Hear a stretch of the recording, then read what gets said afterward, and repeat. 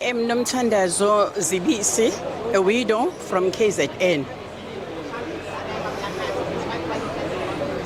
The problem that you are having with the government, it's a tax. Because there are certain laws like Act 58 of 1962. That law has got 61 years.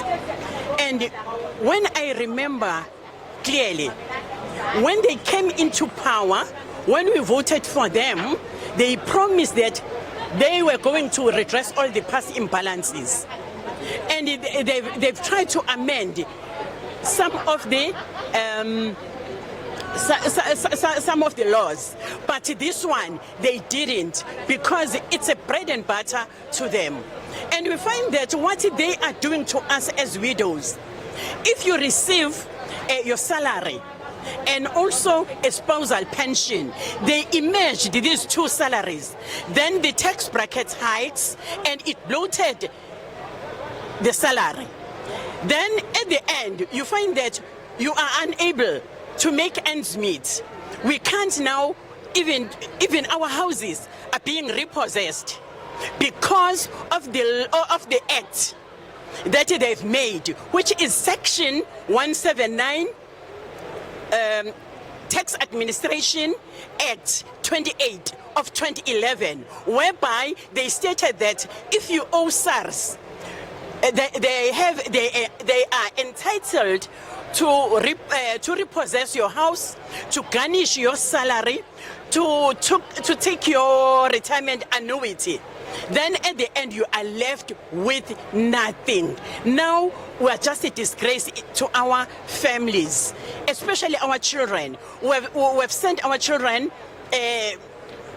with a meager salary, but we tried our level best, only to find that we are sitting at home with graduates because of the unemployment. And the cause of the unemployment is the looting of the state, because they are busy looting the money. And those people who have done that, they are not accountable to the state.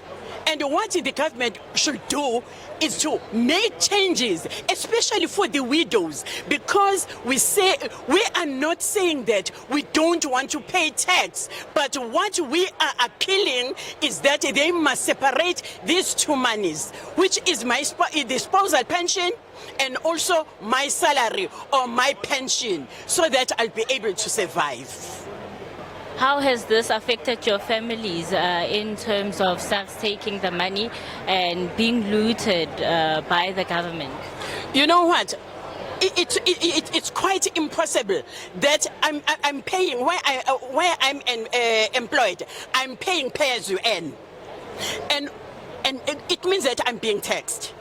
And also the spousal pension have been GPF had sent it to Sars for taxation. Why did they merge these two salaries?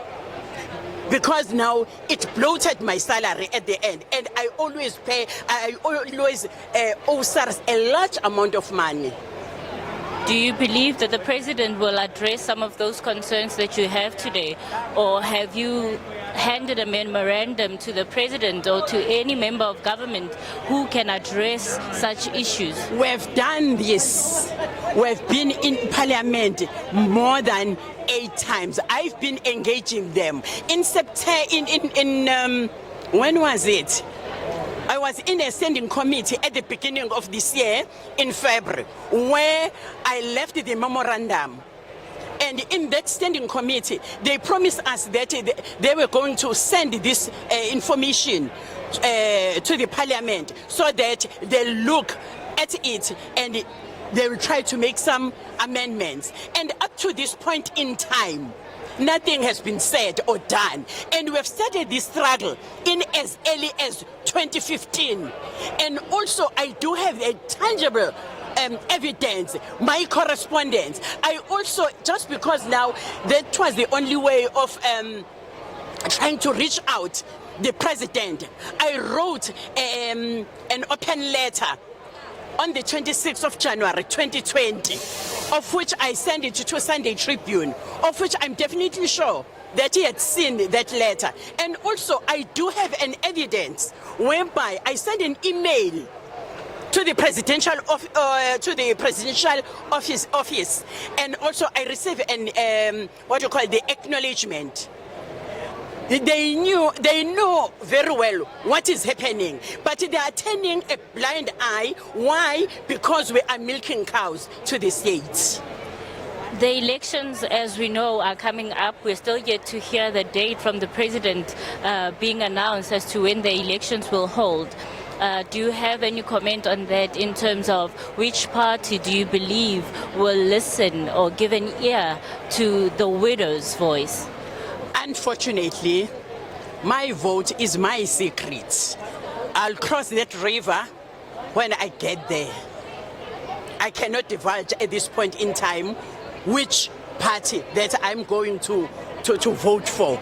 But this government, the ruling party, I'm not sure about it. I'm not sure. Because I had the mentality that when I look at the meaning of democracy, they say it's a government for the people, by the people.